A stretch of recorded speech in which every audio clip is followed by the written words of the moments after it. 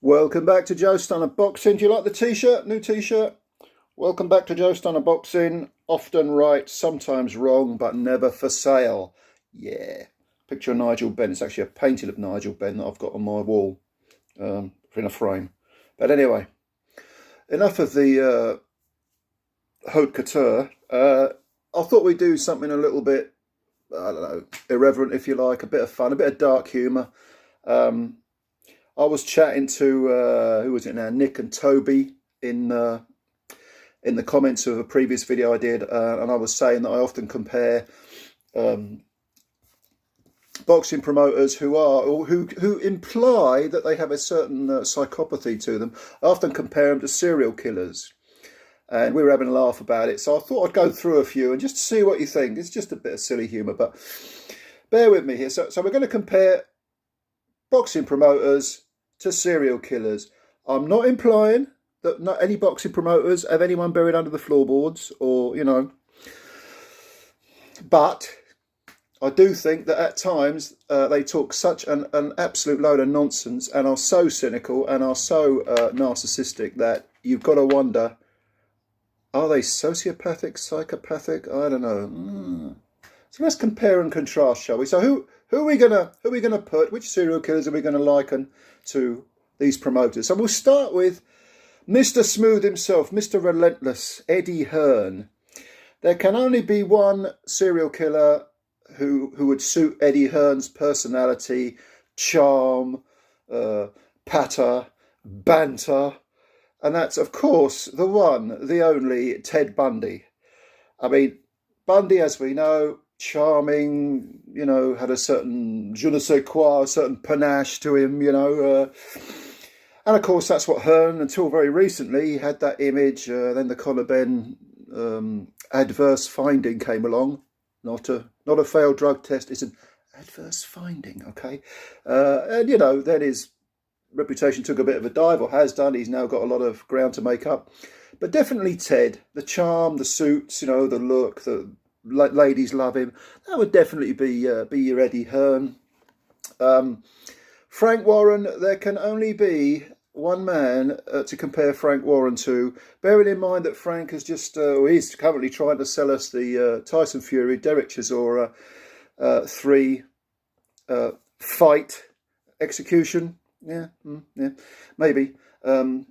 He's trying to sell us that clownish fight, that, ridiculous fight, a sort of fight with a big red nose on it and a silly wig. So that can only be King Killer Clown himself, John Wayne Gacy.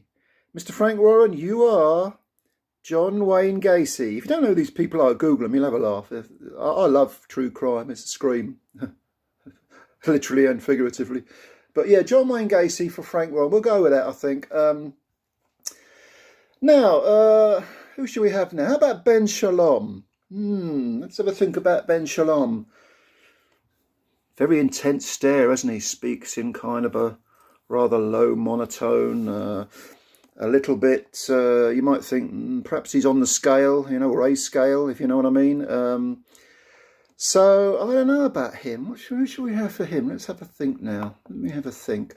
I tell you what, I think what we need to go for is the Night Stalker, Richard Ramirez. You know who that is? Yeah, Ben Shalom is Richard Ramirez. It's a bit like Stars in Their Eyes, isn't it? Where the people say, "Tonight, Matthew, I will be Elton John," and they come out wearing a big glasses and a bald head, and yeah, it's kind of like a boxing version of that. Richard Ramirez, Ben Shalom, only their mothers can tell them apart. So, moving on. Bob Arum. What can we say about Bob Arum? Well, he's 90, or 91 or whatever it is. An older man, educated, quite distinguished, ex-lawyer. I know. Despite the disparity in nationality, Bob Arum, I'm going to go with none other than the educated, the distinguished Harold Shipman. Yes, Bob, 90 years old, you are Harold Shipman. Again, who can tell the difference, Don King. Now, this is a difficult one. Don King. Let me think now. Don King. Well, he's got that shock of hair, hasn't he? I don't know. Where can we go with Donkey? But he's a big man. He's a big man, is Don. Yeah, okay. We'll go with that then. We'll go with Ed Kemper. You know Ed? 6'6" or 6'7", big serial killer. See him interviewed, highly intelligent, never stops talking. That's got to be Don King, isn't it? Come on, man. I mean, who else have we got? Mr. Wide-Eyed himself, Kelly Sauerland. Kelly, the man who said that, oh no, Ben and Eubank Jr., that will definitely go ahead. It should go ahead. Yes, it should, but it didn't. Kelly, who shall we have down as you? Let's have a think about this now. Kelly Sauerland. Of course. The off-the-chart crazy guy himself, the daddy of all killers, Ed Gein. Yes, Kelly Sauerland, you are Ed Gein. Yes, you are, son. You are. From now on, you're called Ed Gein with a bit of thrown in. You know what I mean? Right, who else have we got then?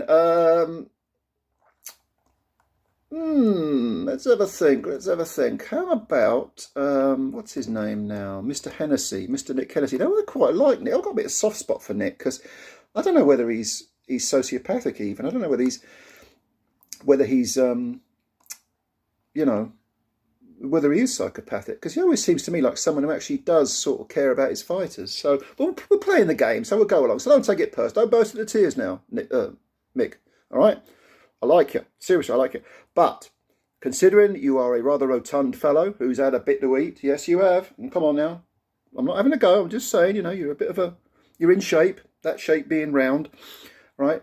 I'm going to go with a man who never turned down a free lunch, a man who loves a bit of a nibble. And that man, of course, is Jeffrey Dahmer. Yes, Nick. Mick Hennessy, you are Jeffrey Dahmer. Could have been worse. I could have picked Rose West. All right, so be thankful for small mercies. I think we just about covered the main ones, haven't we? Oh, no. How could I forget him? He's not really a promoter, but I'm going to go with it anyway. Leonard Ellaby.